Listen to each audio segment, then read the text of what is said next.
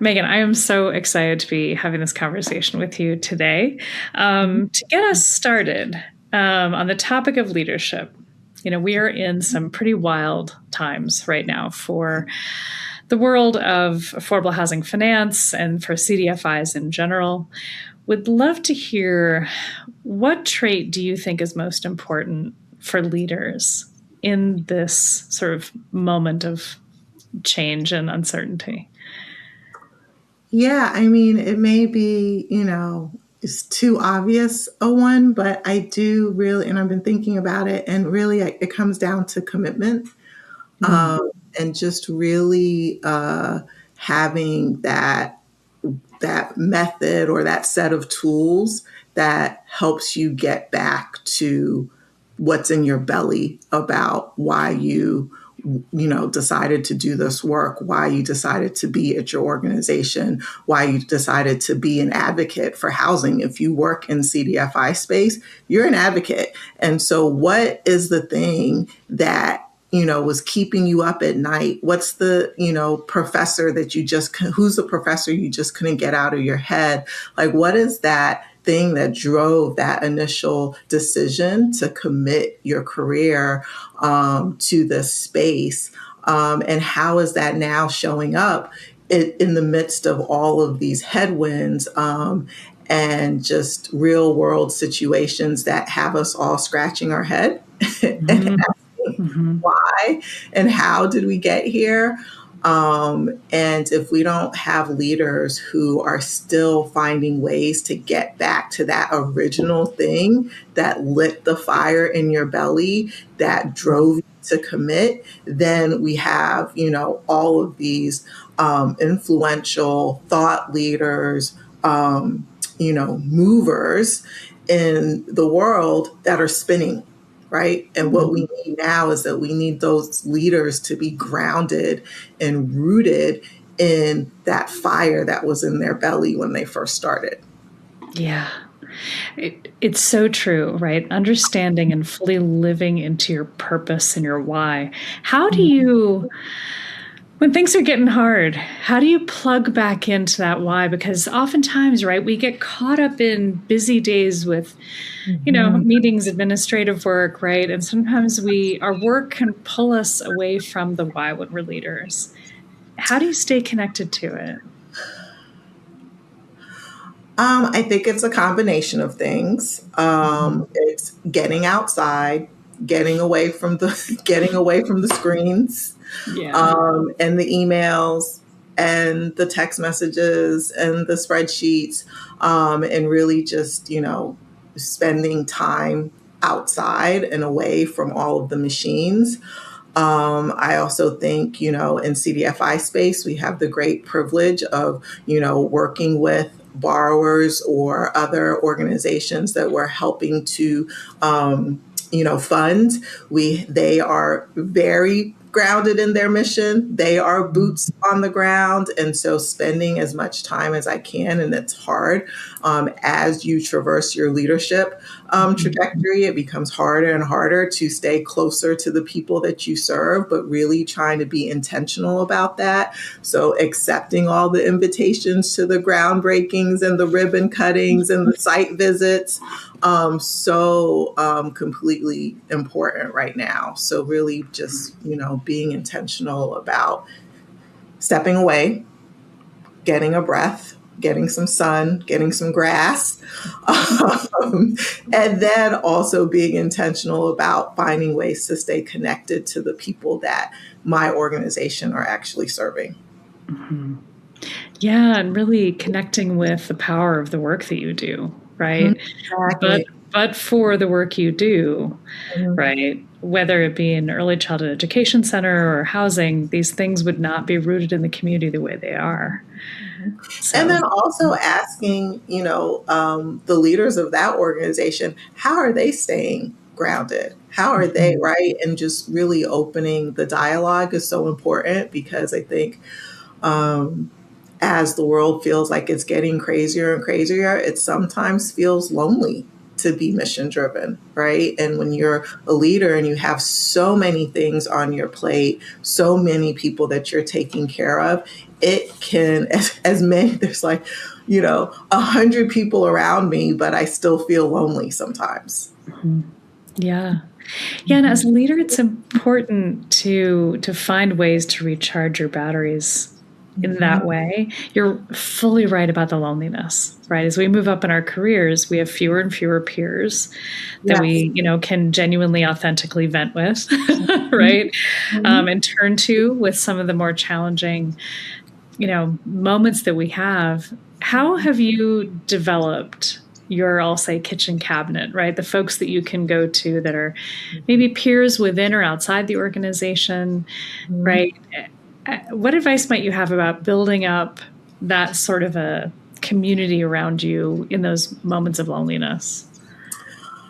I think it's a mixed bag. It's people that I've just worked with and around for a very long time, and so we're just genuinely friends. And so there's different group chats, group chats from different grad school programs, group chats from different jobs. So I still have those group chats, and then quite honestly, sometimes the support you pay for it. Right. So coaching,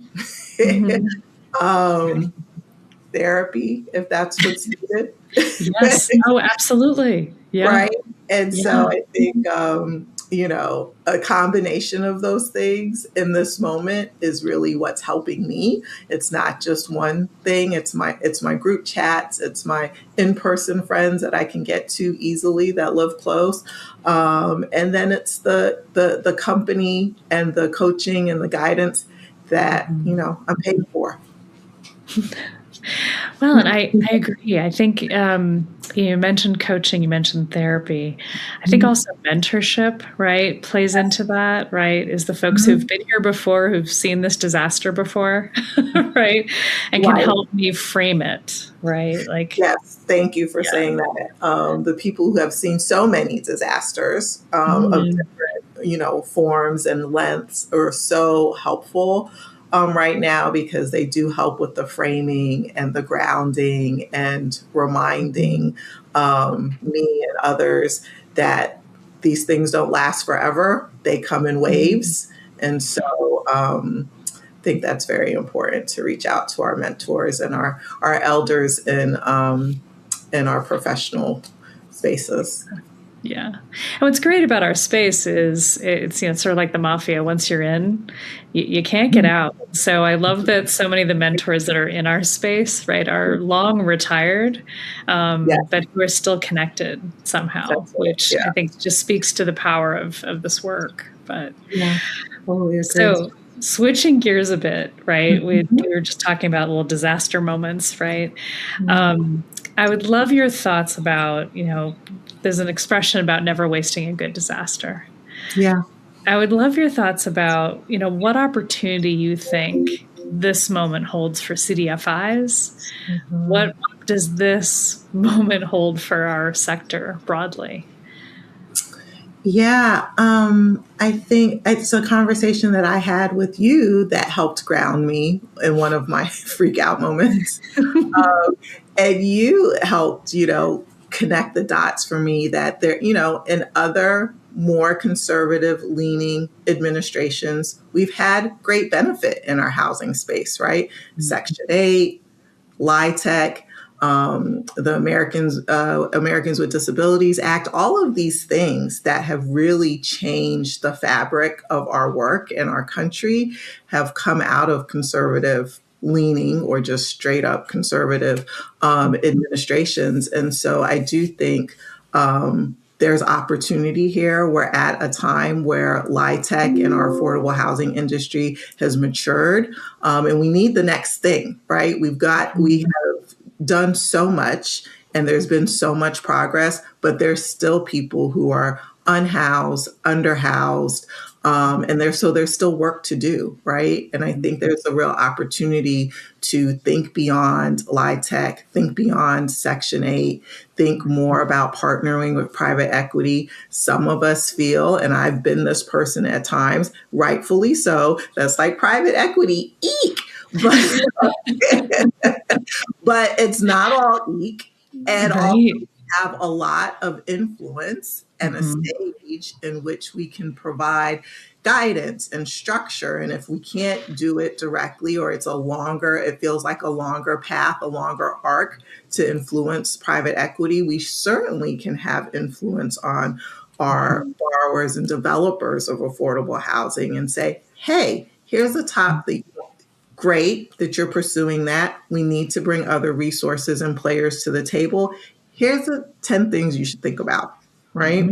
And so really getting smart about bringing other investors, dollars, thinkers to the table that we have historically as a community, as an industry, kind of, snubbed our noses at a little bit.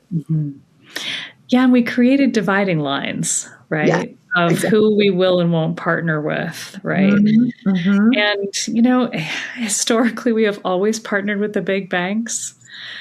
And so I think you're right. I mean, there's an opportunity for us to look at other partners in the world of financial services that can work with us. I think there's also an opportunity to work with for-profit developers and for-profit entities that do this in a way that we need to be thinking differently. Absolutely. And I mean, if I read one more, article, white paper on the cost of developing LIHTC units as compared to the for-profit who has their banking partner, has their financial partners who are figuring it out and literally building the same exact building for 50% of the cost, that's enough, right? That's enough for us we need to be paying attention to that. And we need to be thinking about, the whole entire landscape of financial partners and tools, and not just the ones that we've been doing for the last 40 years. No, that's 100% right. And, and then once it's in operation, learning from other organizations about how do you keep the cost of property management, right? And, it's interesting. I think we've tried to peel this back in so many different ways historically, right? Like building designs that are like cookie cutter, right? That we can replicate building design until it gets to the architectural review of the city, right? At which point the whole thing is scrapped, right? And we need to use this famous architect from, Scandinavia. And so I think to your point, right? I was just speaking with someone for whom they shared that the last LIHTC deal they closed had 19 layers of financing. I believe it. It's beyond, right? And so, plenty of opportunity. And and the thing is that I think it's going to have to feel the pain of the 19 layers of capital to get that LIHTC deal that we're going to have to feel that, right? And we're going to have to feel it. This 19 is probably going to be 20, it's probably going to be 30, but at some point, I think it will tip.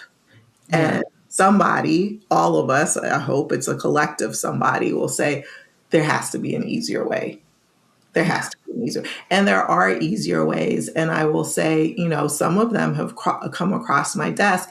And it hasn't always been the easiest internal conversation to get us to entertain these different structures with different partners that we're less familiar with, for-profit players, private equity. And so I really do think this is a moment in which we have to start kind of opening the conversation and say, okay, well, what are our standards? Like, what are we bringing to the conversation? What do we want to see in the operating agreement? What do we want to see in the, partnership agreement? What do we want to see as opposed to, looks different. This isn't a good time for risk. Yeah. And I think that's tricky, right? When I've played by the same rule book, I know the players, I know who I trust. it's hard to let new folks into that circle of trust. I get it. And we And are there's been compelled. bad actors, in fairness, Well, right, right? fair. There's been bad actors. So some of the response is really grounded in actual experience that has gone left. True. And that's fair. And then a lot of us in the CDFI space, we're experiencing higher rates of delinquencies.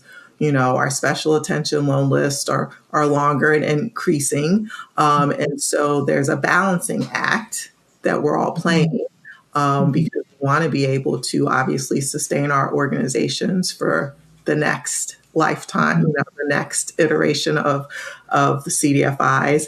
And we want to be able to still do the work. And so what's the balance of still being in a very innovative space that looks on paper riskier, while also maintaining, our financial health, our balance sheets, all the things that have made us, really easy investments for those banks that you mentioned. Right. Is this so? It is.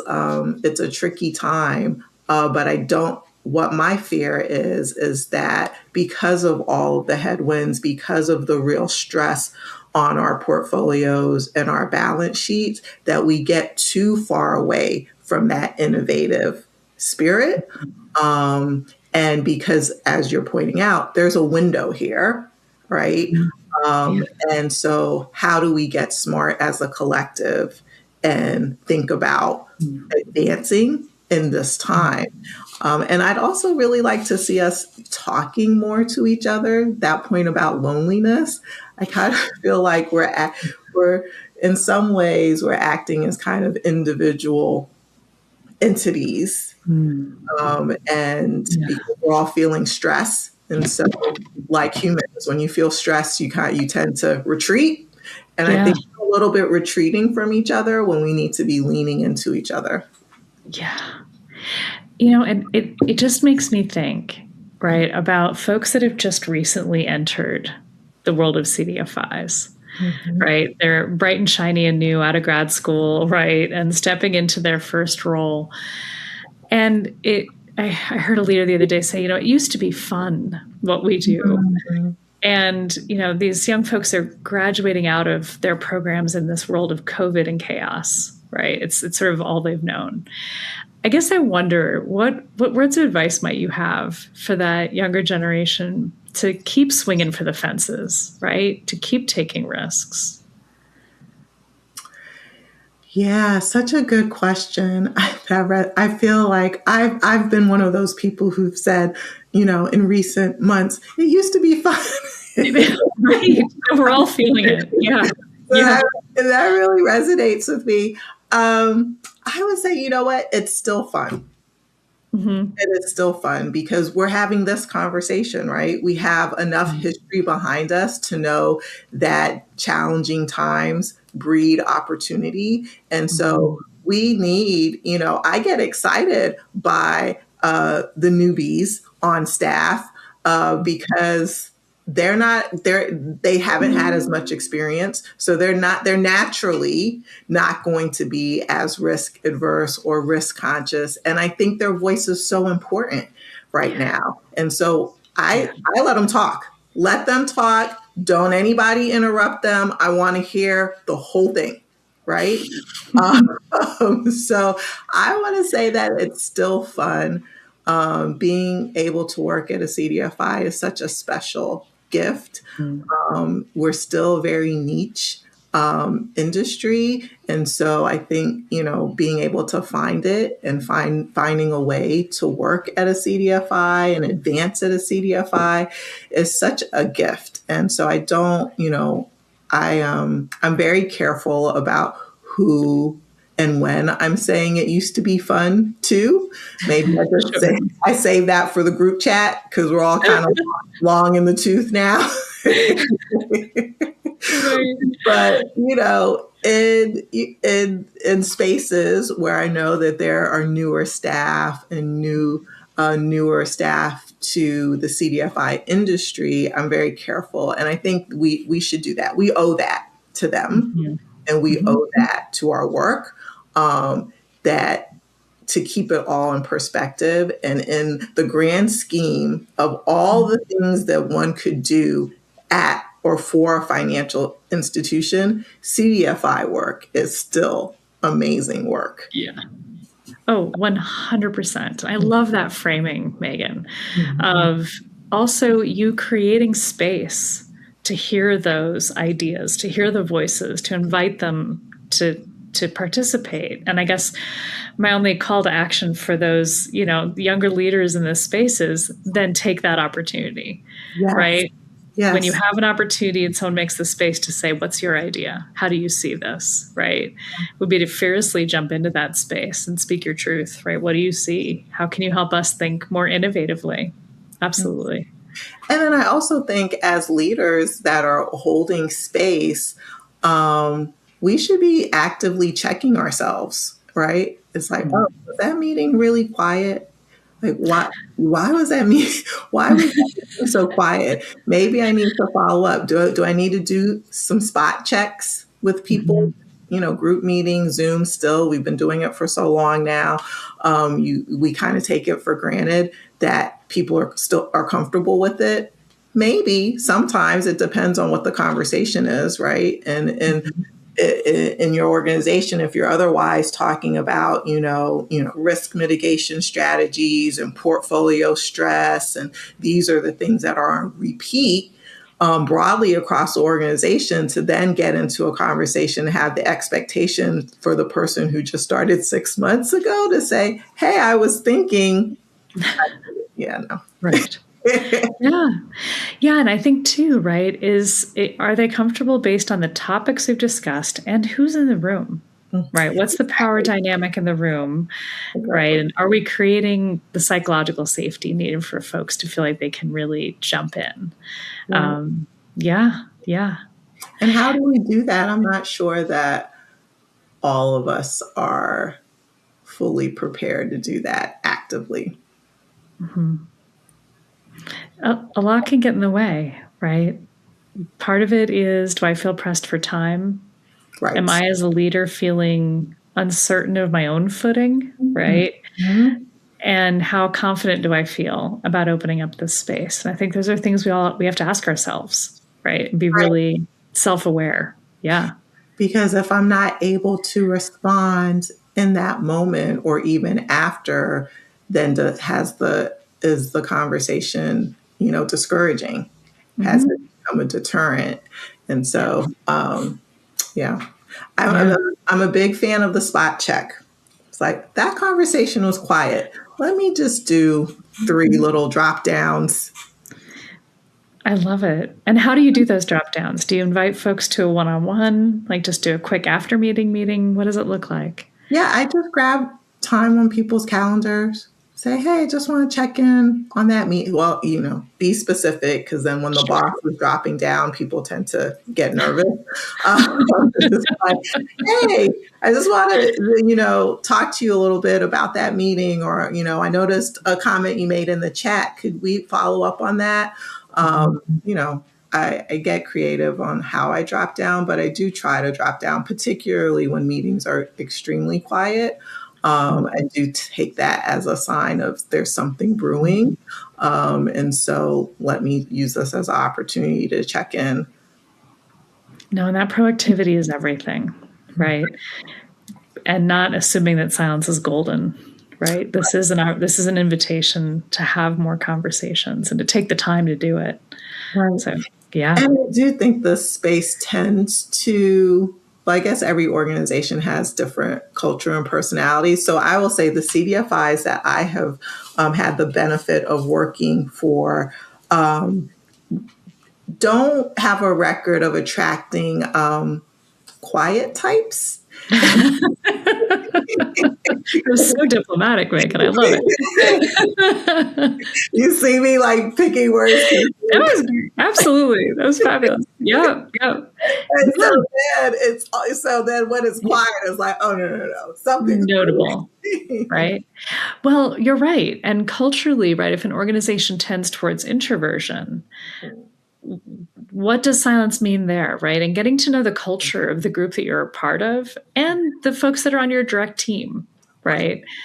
And knowing that, like, if someone's not speaking up, this is obviously an invitation for me to have another conversation. Yeah. Exactly. Yeah. That's great. Thank you. And somehow we're at 30 minutes. Oh, I know. Was there anything else you were hoping to chat about, Maygen, before I let you go? What was the second question? About the unheralded skill or behavior. Do you want me to ask that one? Unheralded skill or behavior. That could make or break a leader at a CDFI at this moment? I mean, we can try it if you have time. Okay. Sure.